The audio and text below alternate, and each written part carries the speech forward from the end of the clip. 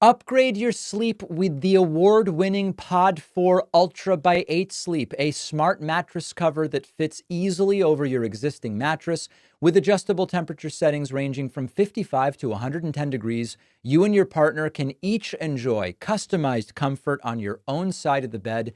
I keep mine at 60 to stay cool throughout the night. It even includes smart technology to adjust your mattress position, help reduce snoring. Plus, you'll have 30 days to see if it's the right fit for you. Visit 8sleep.com/Pakman and enter code Pakman for $350 off. The link is in the description. Welcome, everybody. Another major outgoing, sort of last minute in a way, accomplishment for the Biden administration. We do have a ceasefire and hostage deal with Israel and Hamas. The question, as is always the case with these deals, how durable will it be? Will it really get off the ground, or will something interfere? There's already questions about that. And who is responsible, which is a subject that is already generating significant interest. So let's start with the terms. The Associated Press has a good write-up, which we will link to about this. And it says, if the Israel-Hamas ceasefire deal goes according to the current draft, fighting will stop in Gaza for 42 days. Dozens of Israeli hostages and hundreds of Palestinian prisoners will be freed.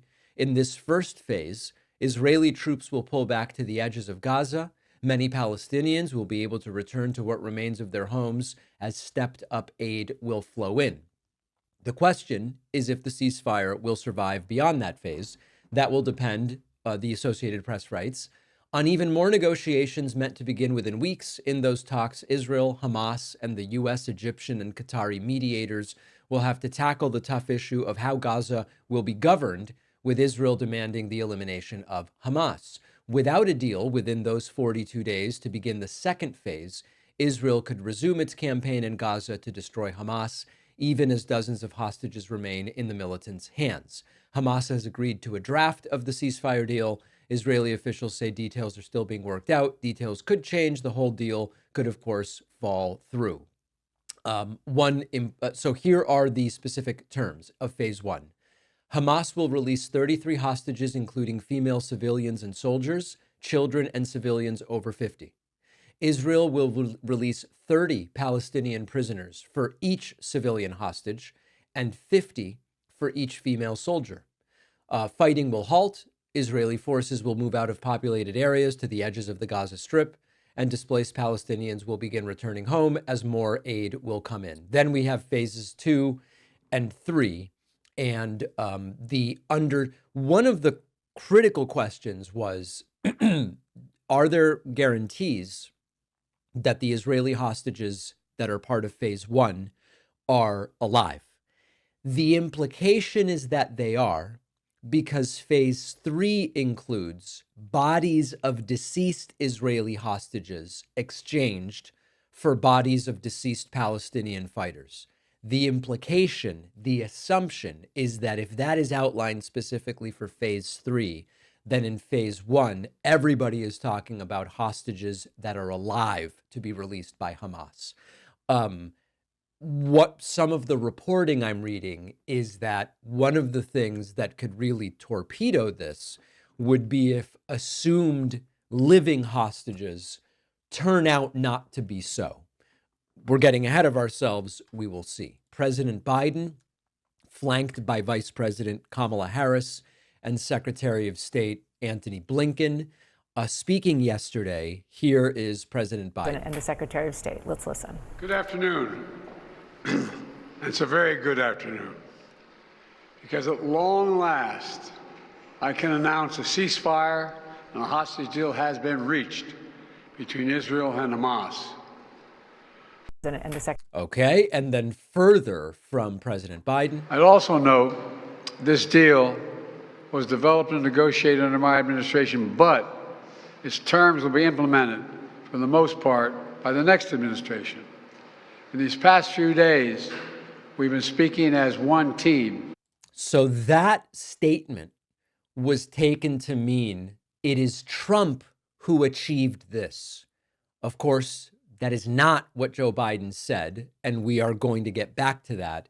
But this very quickly became a subject of focus. Who gets credit for the deal? And Biden was asked this when wrapping up by a reporter. Thank you. Who gets credit for this, Mr. President, you or Trump? Is that a joke? Oh, thank you. Okay. So the question, of course, would Trump take credit? The answer we quickly found out is yes, and I want to talk about that next. There are 16 seconds of video from Joe Biden's announcement yesterday about the ceasefire deal between Israel and Gaza that have been taken by some to mean it is Trump who is responsible for this deal. It is the incoming administration of Trump and the transition team that we can thank for this ceasefire deal between Israel and Gaza. And right on cue, as predicted, Donald Trump taking to Truth Social and saying in all capital letters, quote, "We have a deal for the hostages in the Middle East. They will be released shortly. Thank you." And then subsequently, with another post on Truth Social, fleshing out the delusions a bit by saying, quote, "The epic ceasefire agreement could have only happened as a result of our historic victory in November, as it signaled to the entire world that my capital A administration would seek capital P peace and negotiate deals to ensure the safety of all Americans and our allies. I am thrilled American and Israeli hostages will be returning home to be reunited with their families and loved ones. With this deal in place, my national security team, through the efforts of Special Envoy to the Middle East, Steve Witkoff, will continue to work closely with Israel and our allies to make sure Gaza never again becomes a terrorist safe haven. We will continue promoting peace through strength throughout the region as we build upon the momentum of this ceasefire to further expand the historic Abraham Accords. This is only the beginning of great things to come for America and indeed the world. We have achieved so much without even being in the White House. Just imagine all of the wonderful things that will happen when I return to the White House and my administration is fully confirmed so they can secure more capital V victories for the United States." Lauren Boebert, Trump lapdog extraordinaire, jumping on this bandwagon as well, putting out an excretion on X. "Hamas has approved a ceasefire hostage agreement. President Trump's strong leadership is already making the world a safer place." Of course, he's not the president. But much of this, I mean, listen, they would have thanked Trump regardless, but part of it is this 16-second clip of Biden that's doing it. I'd also note this deal was developed and negotiated under my administration, but its terms will be implemented for the most part by the next administration. In these past few days, we've been speaking as one team. I'd also note. Okay. Let's just be very frank about the degree to which Trump may have played a role here and the degree to which he very much did not. Trump wasn't there for the months and months and months of negotiations.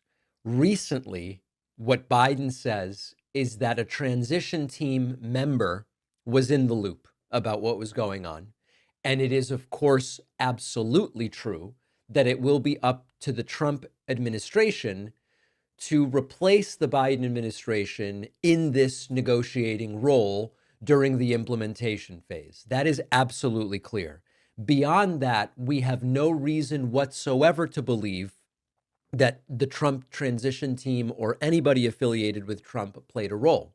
That being said, I am not going to try to hide the reality that there seemed to be a motivation for right-wing Israeli Prime Minister Benjamin Netanyahu to try to time this to shift it closer to Donald Trump.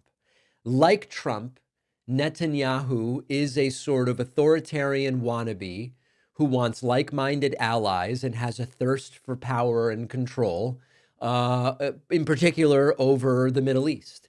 And we know from reporting that this Trump-Netanyahu conversation that took place after Trump became president-elect included the sort of understanding that everybody would prefer that they can figure out a way for Trump to get credit. Now, that doesn't mean Trump did anything. It just means that Trump and Netanyahu together seem to say it would be better for our ambitions and our thirst for power and control to try to time this thing so that we can sort of push more of it towards Trump and away from Joe Biden. That is undeniable because of the reporting that we have. But from the standpoint of the actual negotiation, the Qatari and other mediators and everything else, the idea that this is Trump's doing is completely without evidence. The question as we transition now from Biden to Trump, as we will do just, let me think, 24, 48, 70, like 96 hours from now, 100 hours remain in the Biden presidency, roughly. The question as we transition is whether the deal will continue, whether it will be abided by, or whether it will implode and fall apart. Let me know what you think. info@davidpakman.com. Experience better sleep with the Pod 4 Ultra by 8 Sleep, one of today's sponsors. The Pod 4 Ultra is a smart mattress cover that fits easily over your existing mattress to regulate temperature throughout the night. You can choose a setting anywhere from 55 to 110 degrees. I like 60. I don't like getting hot when I sleep, and it makes a huge difference. If you share your bed, each side can be independently controlled.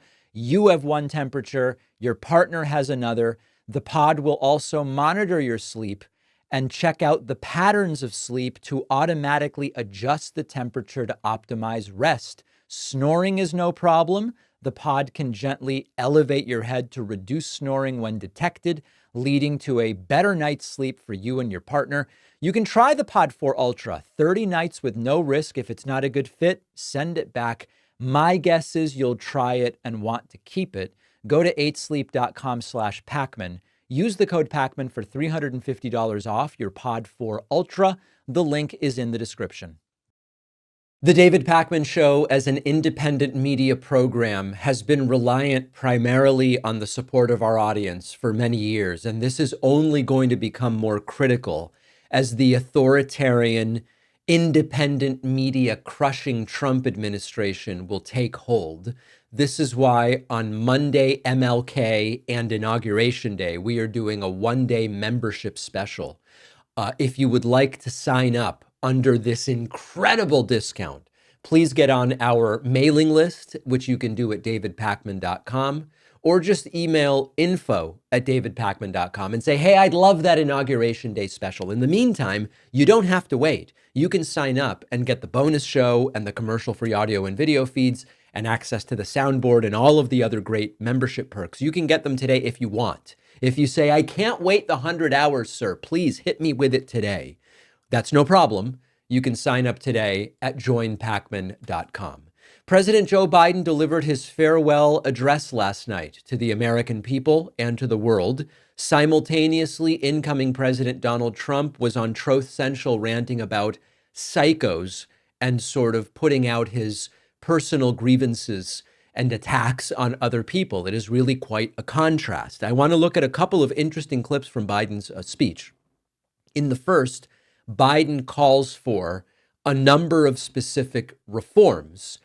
Let's take a listen to that. We need to get dark money. That's that hidden funding behind too many campaigns contributions. We need to get it out of our politics. We need to enact an 18-year time limit, time and term, for the strongest ethics and the strongest ethics reforms for our Supreme Court. We need to ban members of Congress from trading stock while they're in the Congress. We need to amend the Constitution to make clear that no president is immune from crimes that he or she commits while in office. The president's power is not limited. It's not absolute. Now, of course, these are great ideas. And one reaction to this is to say, and to ask rather, why didn't Biden do some of it while he was president? And of course, I think that's always a legitimate thing to ask. On the one hand, the president can't unilaterally do any of that stuff. On the other hand, I would have loved to have seen Joe Biden push for it more and talk about it more during his administration. Joe Biden making it clear he wants Trump and his administration to succeed. That is his goal. That is his desire. So much more. I'm so proud of how much we've accomplished together for the American people. And I wish the incoming administration success because I want America to succeed. That's why I've held my duty to ensure a peaceful and orderly transition of power, to ensure we lead by the power of our example. I have no doubt that America is in a position to continue to succeed. This is, of course, something Trump would never say. It's something Trump would never feel. Trump has been hoping that economic numbers will tank in these last few months of Biden's administration to give Trump a better starting point from which his record will begin. But I share Joe Biden's wish on this. I want Trump to succeed. I don't want unemployment to go up. I don't want the stock market to crash and inflation to go back up. It just so happens that if Trump executes on his economic plan, it's all going to be in the wrong direction. We know that from history and how we know these economic policies that Trump is suggesting impact the country. But my hope and my desire is that the country is more respected than ever under Trump, that it is more prosperous than ever. I hope all of those things happen. On January 20th, there will be a transition from Biden to Trump. And at that point, the race, sort of, the tracker, begins on the Trump side of the ledger, and we will see what happens. Joe Biden, during his farewell speech, sort of outlining once again the, in a sense, improbable landing for Biden as president of the United States based on his beginnings, the humble beginnings that he has talked about many times before. I've always believed, and I've told other world leaders, America can be defined by one word: possibilities.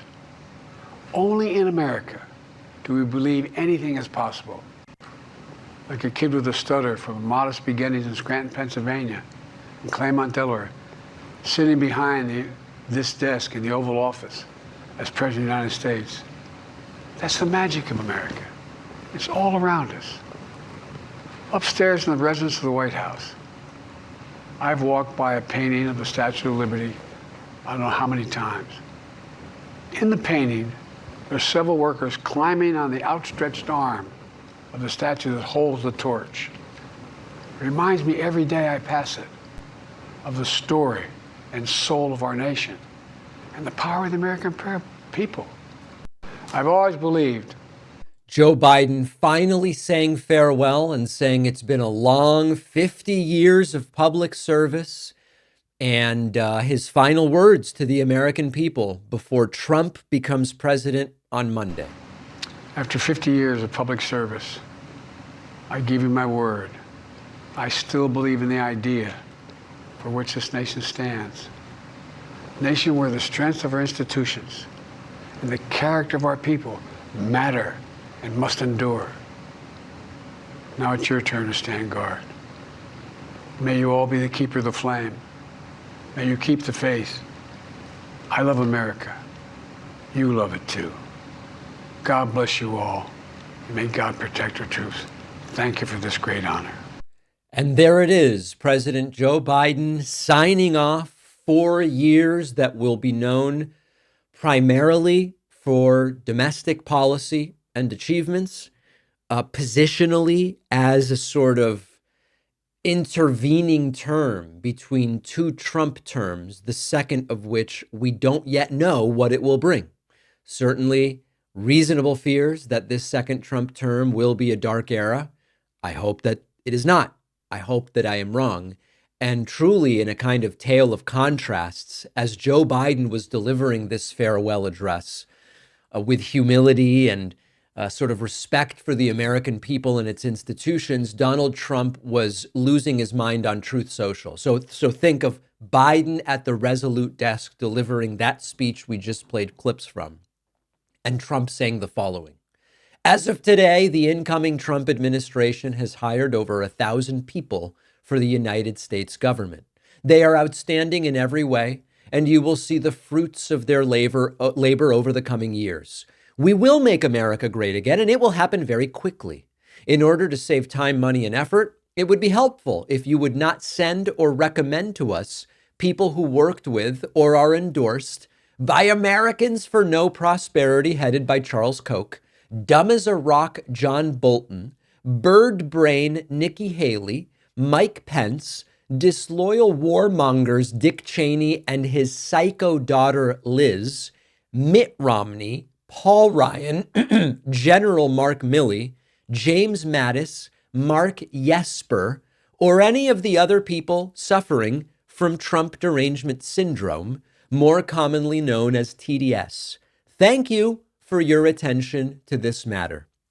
This contrast, this very obvious black and white distinction between Biden's words to the country last night and Trump's words to his followers at the same time are really emblematic of and representative of some of the greatest differences between these two men. I believe it will be even clearer once Donald Trump is back in power, and it is terrifying stuff. And by the way, who is eagerly awaiting Trump's return to power? Let's talk about that. Donald Trump's looming return to the presidency is sparking two very different reactions on the world stage.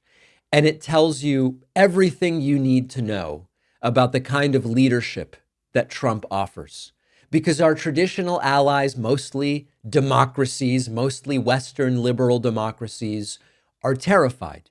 Countries like the United Kingdom and South Korea and others that have historically relied on the United States for our stability and our partnership, they are bracing for the chaos and division that are inevitably going to come with Trump's second term.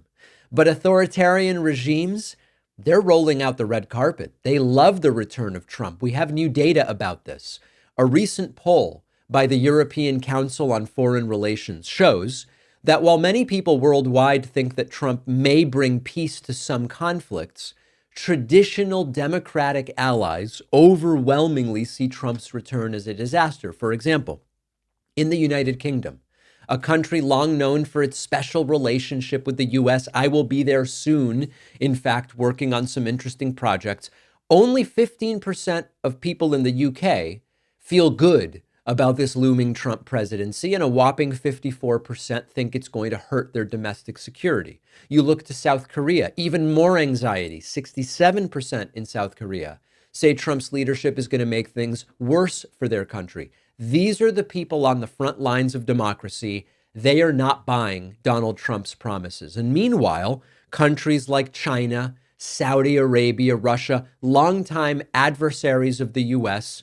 authoritarian regimes, they are very pleased with the idea of Trump back in power. Why?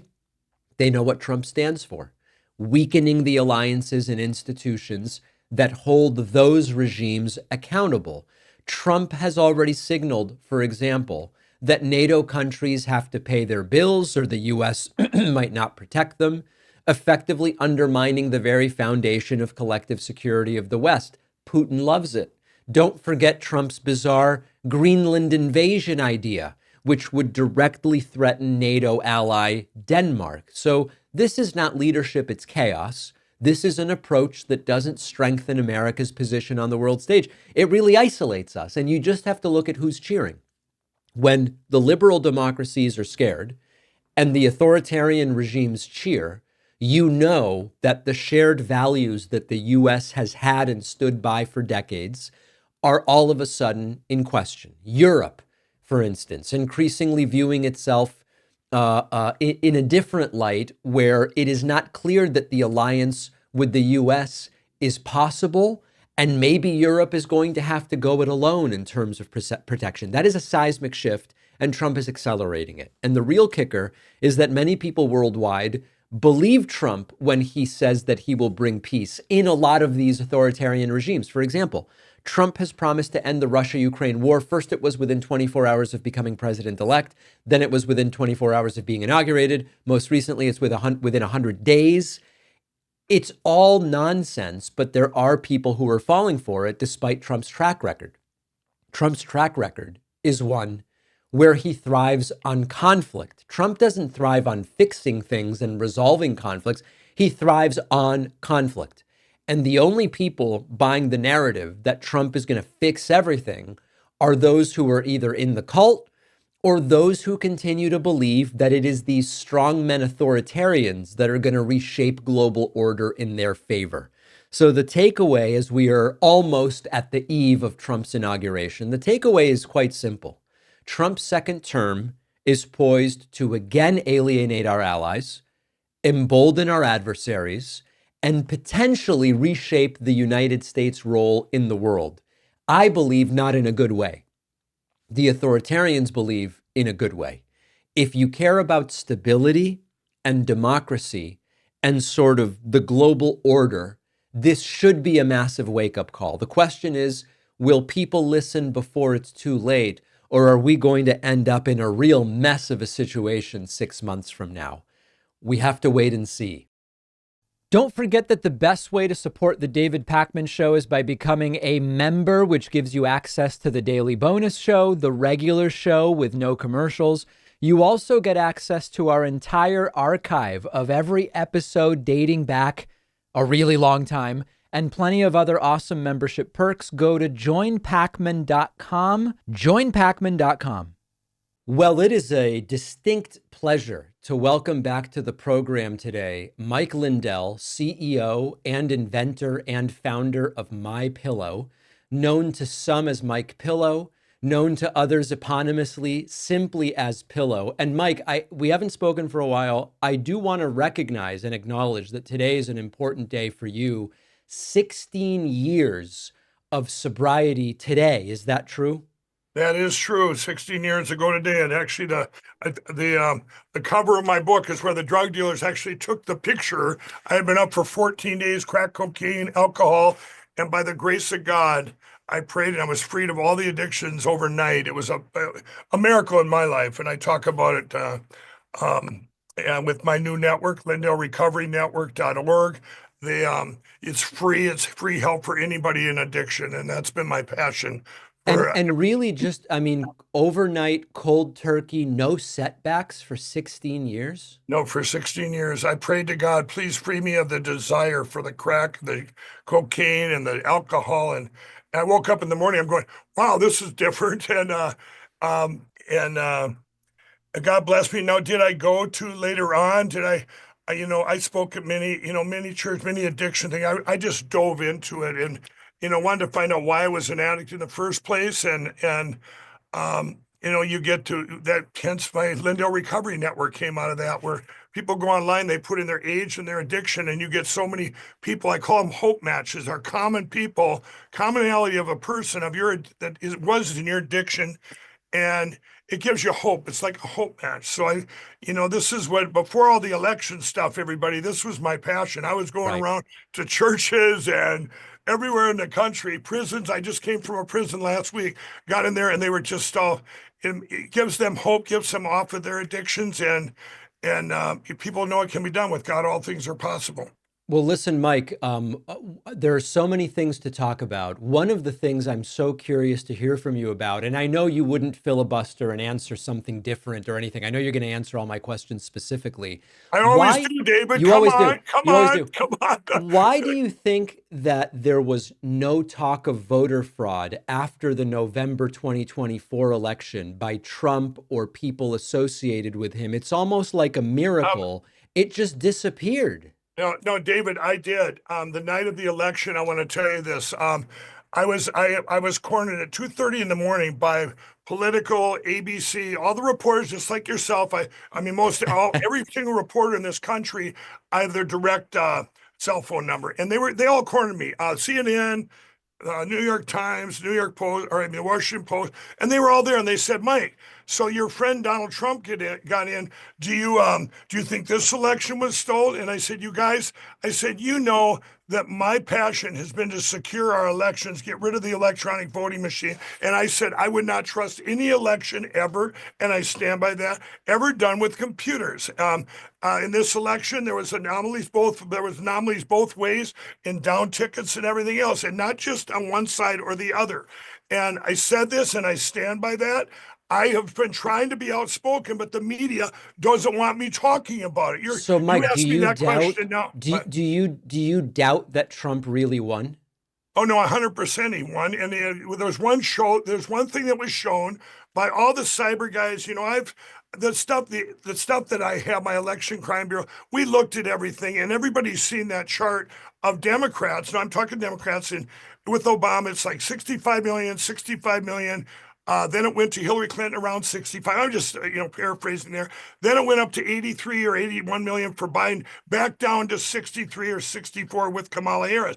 Everybody's seen that chart. Something happened in 2020. We all know that.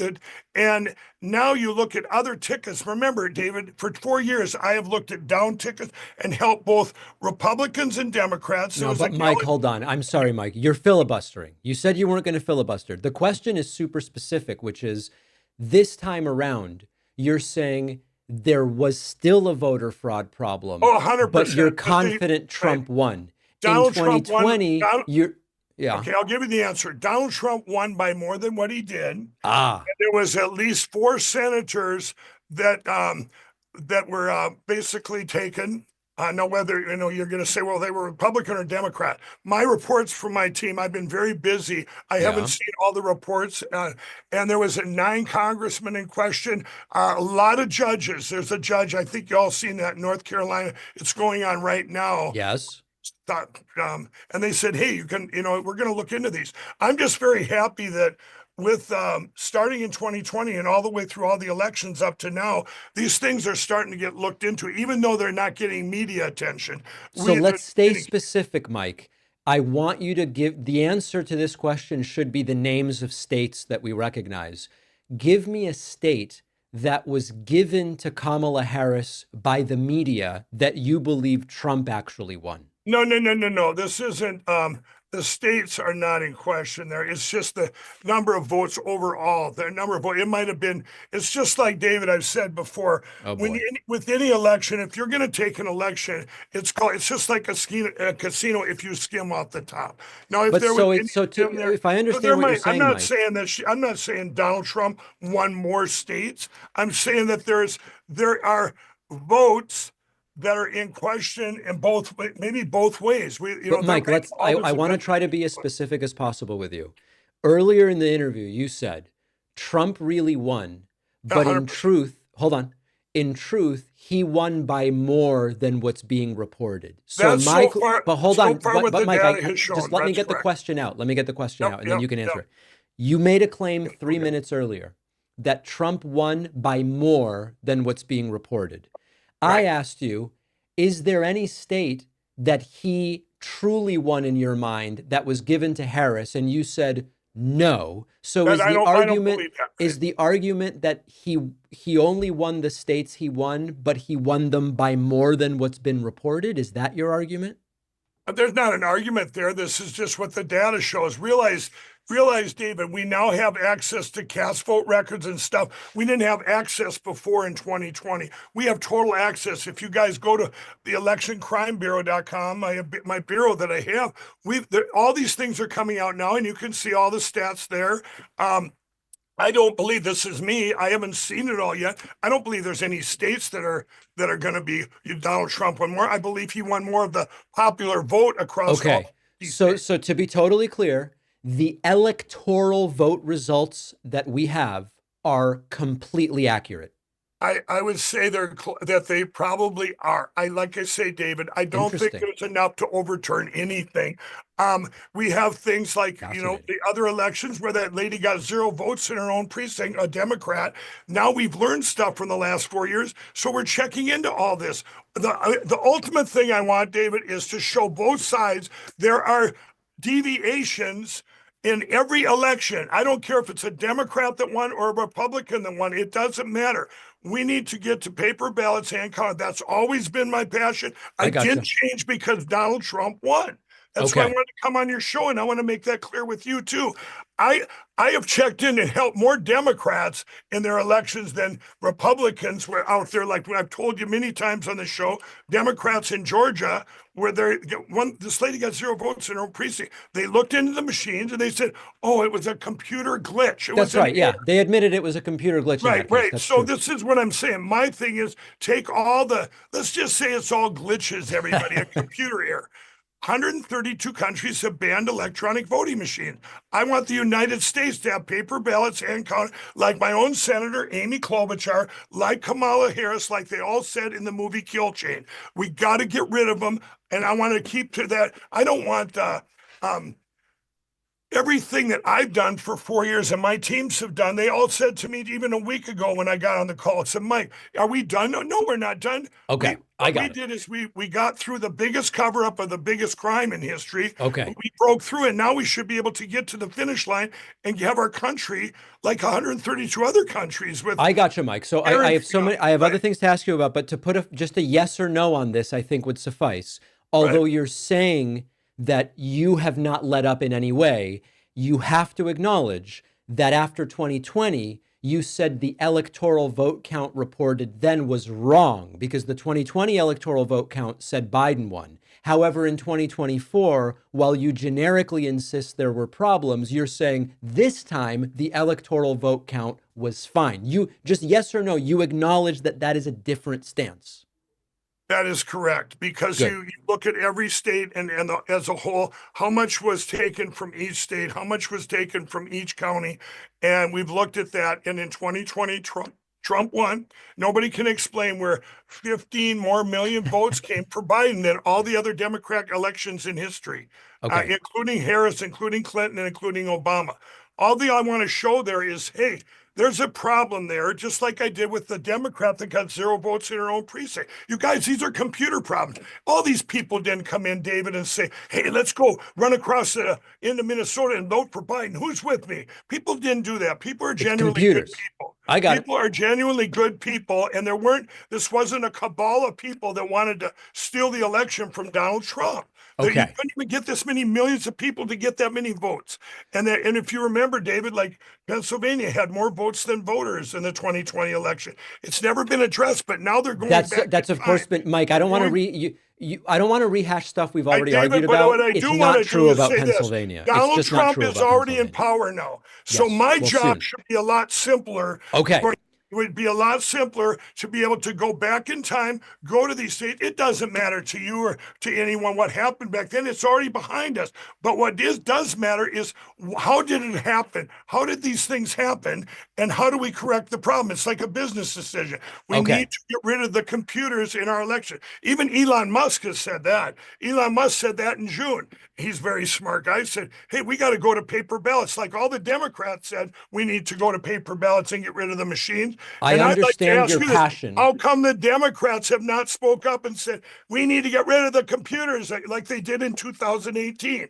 I want to find that out. And now with my platform, now that Frank's speech is going to Lindell TV, I hope we have a very Mike, big. in order to really have this be productive, we need to be able to guide the conversation in a little bit of a more sober way. And I apologize for using that term. I want to talk about the cyber aspect of this. You have been ordered to pay Robert Zeidman millions of dollars plus attorney's fees after he was successful in the Prove Mike Wrong challenge with regard to the records on 2020 voting. Will you pay up what you have been told to pay? Okay, two things there, David. Number one, it's in the appeals court right now in Minneapolis. If you did your due diligence, it's getting appealed, and we're waiting for the verdict.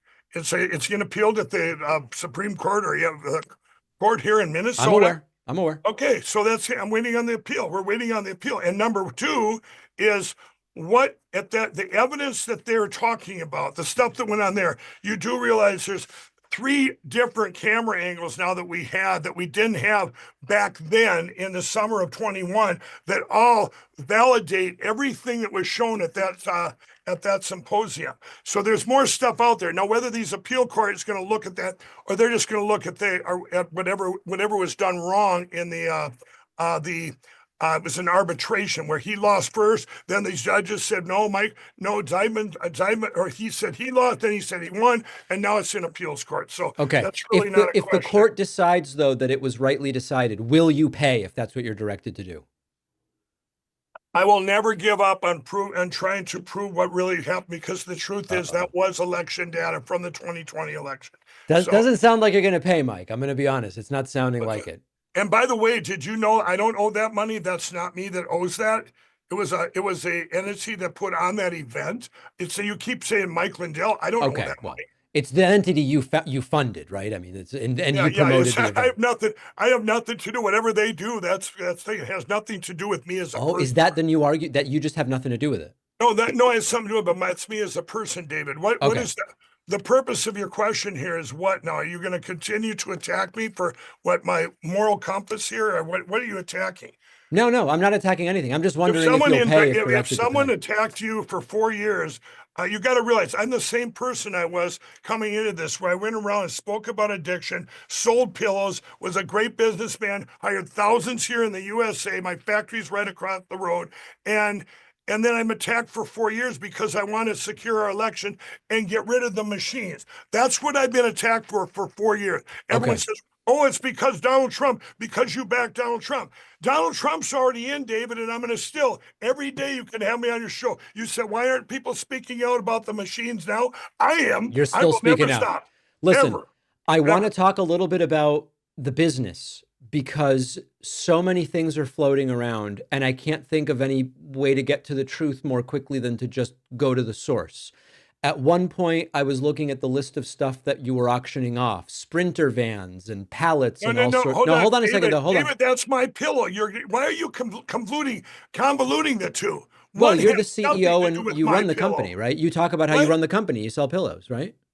Well, I have another company called My Pillow. That's correct. And that's the company I'm talking about. Your company. Okay, if you're talking about that, don't go to Zeidman. No, I'm not. To My Pillow. I'm talking about My Pillow. My Pillow, I'll give you a quick, I won't filibuster you. In January of 2021, when I came out and said, hey, there's problems with our elections. And I came out with it.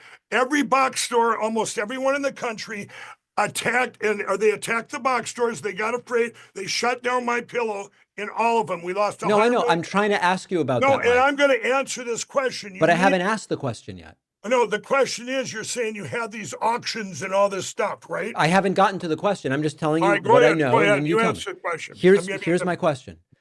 I saw that My Pillow was auctioning off stuff, including Sprinter vans and manufacturing equipment, etc. I saw that you have been ordered to pay DHL about $750,000 that you owe them. And I'm seeing signs of trouble for the business. My question is a simple one, which is the business in trouble, or is the reporting incorrect? Okay, let's go back to answer your first part. The auction that you're talking about was June of 2023. Okay? Yes. Let's start with there. And what happened, everybody, was at that time, because all the box stores had left, My Pillow's got two media things. One is direct sales to the customer. One is the box stores. Well, the box stores, we have two different warehouses, two different machines and packaging that make the different things. And I duplicate everything. So in the summer of 23, my manager down there said, hey, can we sell off some of this retail equipment? And I said, sure. I thought it'd be a little a little auction. Now, the 2121, no, it was worldwide news. My Pillow's going bankrupt because they're selling their stuff.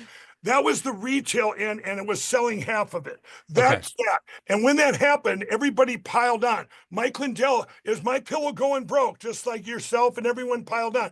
What happened is then vendors that I had forever squished our credit. Instead of having 90-day credit, they said, you need to pay us now within 30 days because we're worried you're having an auction. Right. Okay. So that was that. We got through that. Now, DHL, 2 years ago, or a year and a half ago, we had a big dispute with DHL. Okay, we never went to court on it except for that you owe this, Mike Lindell. A big dispute, and that's in most of the articles you'll read. and we have been in a dispute for about a year and a half, 3 years. Now, a year and a half to 2 years. A judge rules that we owe them. We're still in that dispute. That's going to get Okay. appealed. That's an argument. Any business, when you're wronged by another business, you want to go to court with them, and that's where that's at. It's a big distraction. It's not a big distraction. Distraction over here. Yeah. When So you my talk about question the was other just, thing, so it sounds like you're saying the business is fine. the company is doing great. We had a great Christmas.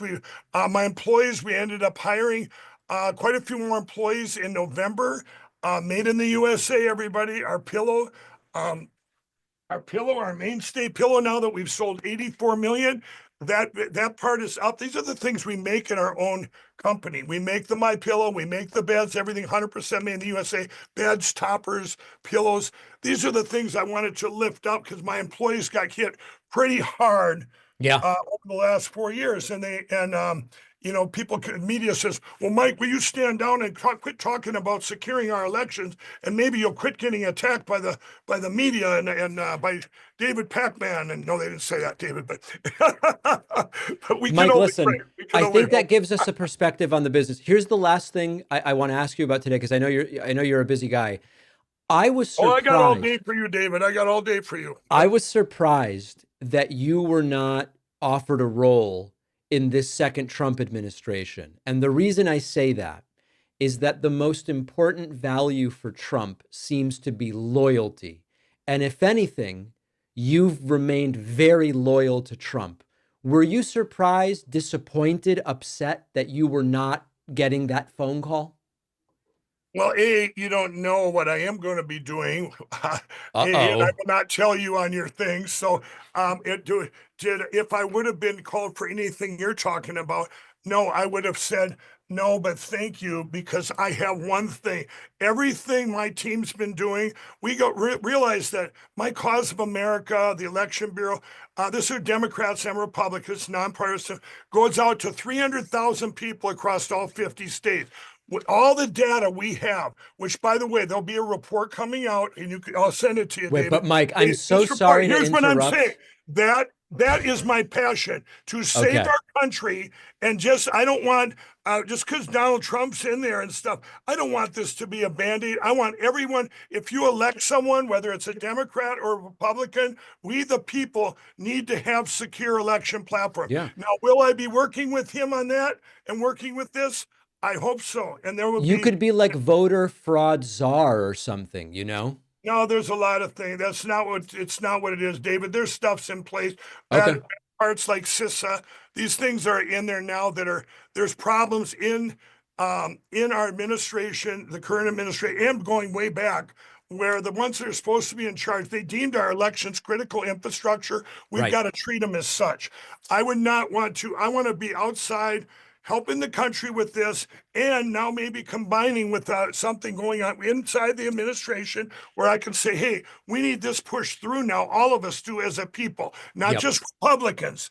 This is all of us. And I really feel strongly, David, the guy named Clint Curtis that worked for me, he was a Democrat, still is. He voted for Harris. He voted for Biden. But he knows a lot of the politicians of the Democrats that we've dealt with. We want them to come together and say, let's secure our election platforms for everybody. Everybody. So I can vote for someone. And David, I'm happy with anybody that gets elected. And as long as they're elected. And you can sit here and say, well, Mike, there was no fraud, whatever. Well, people disagree on both sides. And we do know that 132 countries have banned electronic voting machines. And why not go with the system we have, which is paper ballots hand count that we've already developed.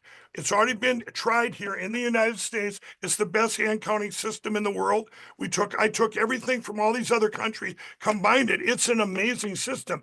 And it's been done in our country already in this last election in about 4 different counties, and done in 22 in Osage County. I gotcha. So that's where I'm at, David. That's where you're at. And maybe forthcoming news about a Trump role. I'm still very good friends with Donald Trump. Yep. That hasn't changed at all, our friendship.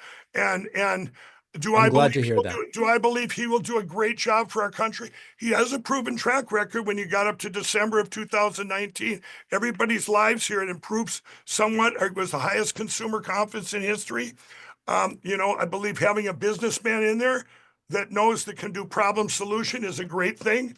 And I believe he's going to do a great job because he's Mike, final question for you. The body pillow, useful tool or just a scam? Well, here's the body pillow, everybody, with the patented fill. It really does help because you can adjust it to your own body. You can adjust it to your own body. And I know you don't have a promo code. You all use promo code Mike, and I'll get that body pillow for $29.98. No, it's All a right. great. Listen, my pillow, Mike. David, when I invented my pillow, I want to quick tell you this. Yeah. I did problem solution then because I had problems sleeping. I wanted something you could adjust. They didn't have that. I wanted something you could wash and dry. They didn't have that. I wanted something made in the USA. They didn't really have that with pillows. And I wanted a 10-year warranty. And, that's why we sold 84 million is because they work, and I know, and I've told you this before, if you text me your address, I'll fix you up and you will come on and go, you will be a testimony. You'll feel so good in the morning. We won't even know. Listen, Mike, I do want to, in a serious manner, congratulate you on the 16th anniversary of your sobriety. Mike Lindell. Let's see what the next few years bring, Mike. Let's agree to that. Yep, and I'll come on anytime to give you updates on our election platforms. And David, I would like you to get behind, if you think that maybe you think things are fine. I think things are pretty good, but listen, we're at the end of the conversation. We can't open up that can of worms right now. I'm going to send you that report I'm talking about. Please send it. And then maybe have me back on or whatever sometime. So the eponymous pillow, always appreciate your time. Thank you. If you value what we do at the David Pakman Show, remember to support us on Patreon. Go to patreon.com/David Pakman Show, where you can get access to behind the scenes videos, the daily bonus show, the commercial-free daily show. You can support the show for as little as $2 a month. Check it out at patreon.com/David Pakman Show. Yesterday was the confirmation hearing for Donald Trump's replacement nominee to be Attorney General. Her name is Pam Bondi. You might remember that Trump's first nominee, Matt Gaetz, completely bombed out and ended up having to say, I am not going to accept this nomination. I am removing myself from the nomination process. It became clear that he simply was not going to get confirmed because of a long laundry list of problems that he faced. Now, my suspicion was Trump will pick someone less cartoonishly cuckoo, but it will be someone just as dangerous and, most importantly to Trump, just as much of a doormat lapdog type of loyalist. And that is indeed what we learned about Pam Bondi yesterday, as if we didn't know it. Now, remember the backstory before we even get into her confirmation hearings. Remember the backstory, which is that she was starting to look at investigating Trump University, that total scam. And then all of a sudden, like a miracle, after Trump makes a donation to her, she says, we're actually not going to move forward with that investigation. This is someone who's openly corrupt, and we've known that for a while. So a trick question was asked of Pam Bondi, supposedly a trick question. Who won the 2020 presidential election? And this is really becoming a sanity check, where if you consider it a trick question, something is wrong with you, not with the question. Here's Senator Mace Hirono, and it doesn't go well. I want to ask you a factual question. Who won the 2020 presidential election? Joe Biden is the president of the United States. Ms. Bondi, you know that there is a difference between acknowledging it and, I can say that Donald Trump won the 2024 election. I may not like it, but I can say it. You cannot say who won the 2020 presidential election. It's not that she can't, it's that she won't. Okay. It's disturbing that you can't give voice to that fact. This was a theme. This is being considered a gotcha now. And here is Senator Adam Schiff with the exact same topic, and she simply will not answer. It also requires you, if you're going to be a good attorney general, to be able to tell hard truths to the president. Yeah, so my right. questions now are, can you tell hard truths to the president? So let me start with an easy truth that you could speak to the president. Can you tell him that Donald Trump lost the 2020 election? Can you say that? Do you have the independence to say that? Do you have the gravitas, the stature, the intestinal fortitude to No. say Donald Trump you lost the 2020 election. Can you tell us that here today? Senator, what I can tell you is I will never play politics. You're trying to engage me in a gotcha. It's a gotcha. See, this is the funniest thing. This would have no relevance and would get no attention if for years they just said, he did lose. We're going to win the next one. And he did lose. And now they could say, he did lose. He won in 2016. He lost in 2020. I believe it was a mistake that the American people made. But this time he won, and we're going to make America great again. This question goes away. If they just start saying, yeah, he lost, but now he won, and now we're back. No issue. But she just can't do it. They won't do it. It's a gotcha. I No, won't I'm just do it. asking you a simple I question. won't play If you can politics speak truth with any to ongoing power. So let me ask you investigation, another. like you did let me- leaking your let me ask colleague you- Devin Nunes's memo. If you can't answer the question, let me ask you a different, what should be a simple truth, not a hard one. Was there massive fraud affecting the result of the 2020 election, yes or no? Senator, I'm glad you asked that question. If you'll let me answer what I saw in Pennsylvania. No, I asked a simple question about massive fraud. I can only tell you what I saw in No, Pennsylvania. I know you want to answer a different question, but my question is, can you tell us whether there was massive fraud affecting the results of the 2020 election, yes or no? Was there I or can was there tell not? you what I saw when I went as That's an not my, advocate that's to not the my campaign. question. So This is basically the entire hearing. The idea that who won the 2020 election is a gotcha is hilarious, and it's also tragically sad. And Dick Durbin tried the same thing. Believe that central to the peaceful transition of power in a democracy is the acceptance of the results of an election. To my knowledge, Donald Trump has never acknowledged the legal results of the 2020 election. Are you prepared to say today under oath without reservation that Donald Trump lost the presidential contest to Joe Biden in 2020? Ranking Member Durbin, President Biden is the President of the United States. He was duly sworn in, and he is the President of the United States. Which is the most pathetic cop-out they've come up with. There was a peaceful transition of power. President Trump left office and was overwhelmingly elected in 2024.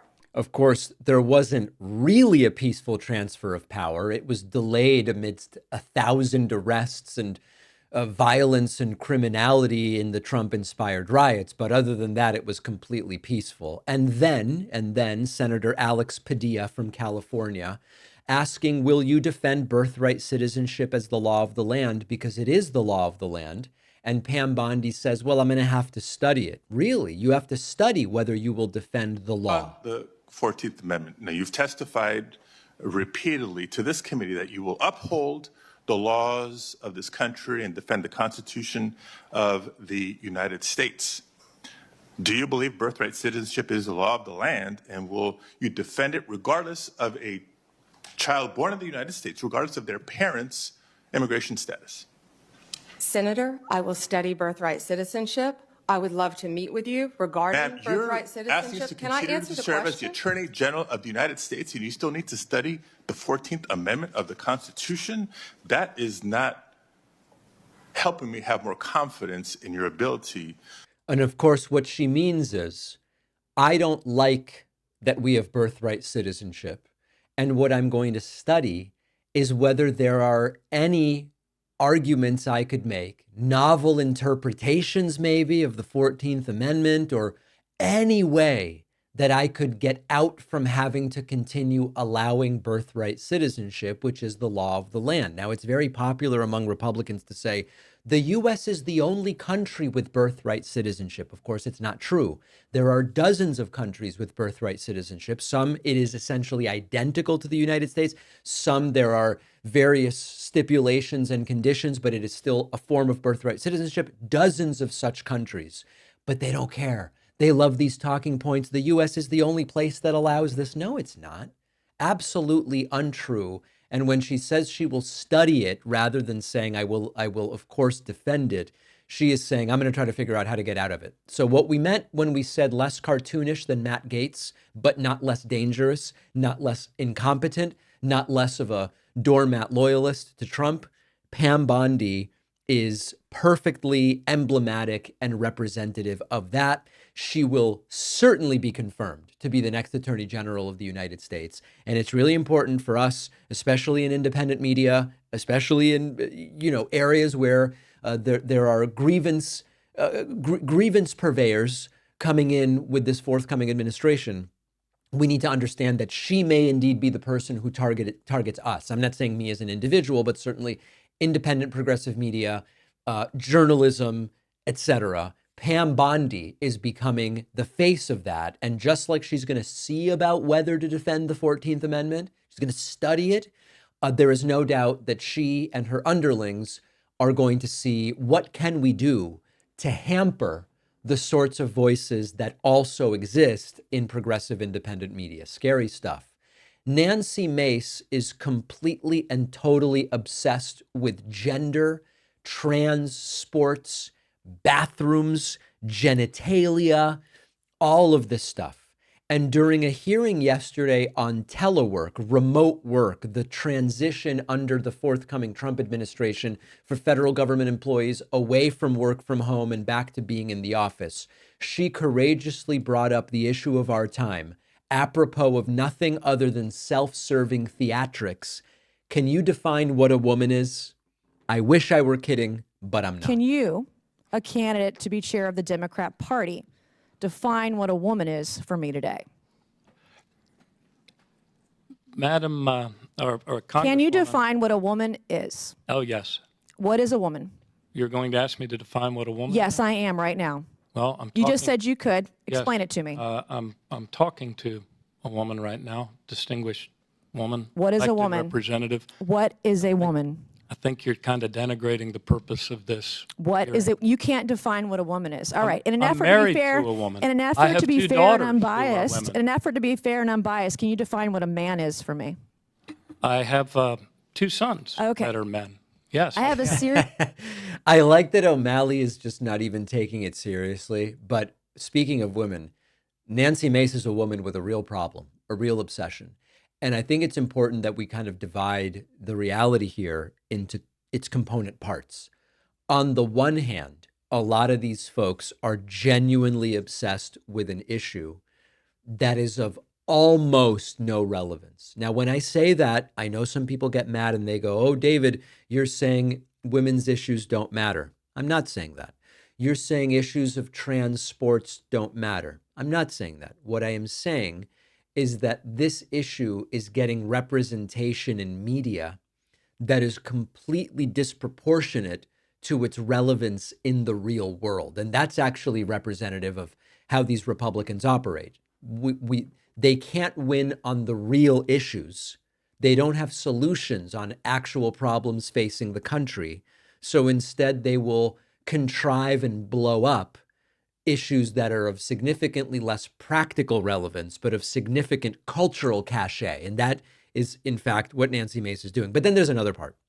Nancy Mace, by all reports, is one of the most self-centered, egomaniacal individuals whose primary prism is what will get me attention. And this is designed to get her an attaboy or an attagirl on Fox News and in right-wing media and from Charlie Kirk and from whoever else. And the primary concern for Nancy Mace always is what's going to get me more attention. That is her specialty. It's not getting federal funds for her constituents. It's not improving the lives of Americans. It's what will get me attention so I can further my own sort of trajectory towards a celebrity congresswoman.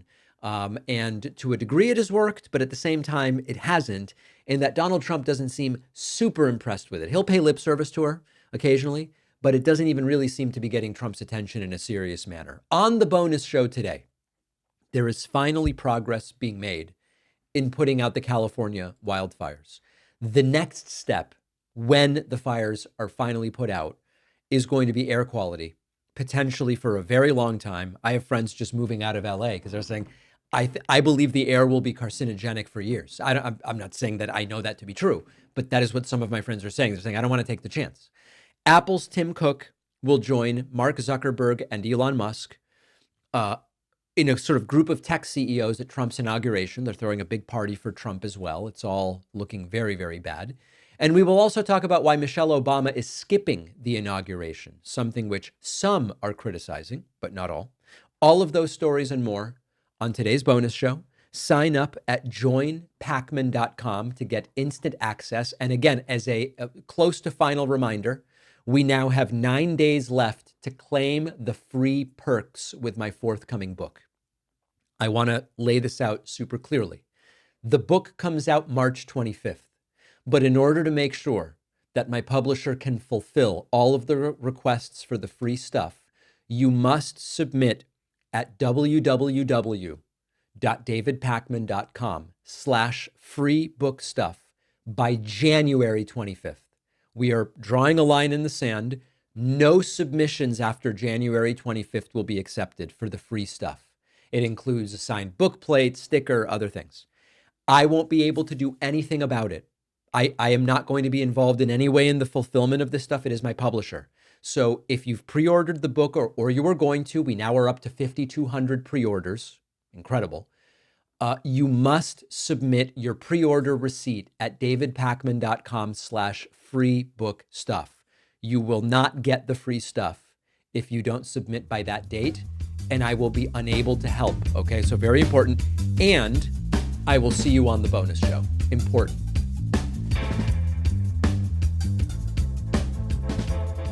Thanks a lot for watching today's show. I just want to take a second to tell you about today's sponsors. Upgrade your sleep with the award-winning Pod 4 Ultra by 8 Sleep, a smart mattress cover that fits easily over your existing mattress with adjustable temperature settings ranging from 55 to 110 degrees. You and your partner can each enjoy customized comfort on your own side of the bed.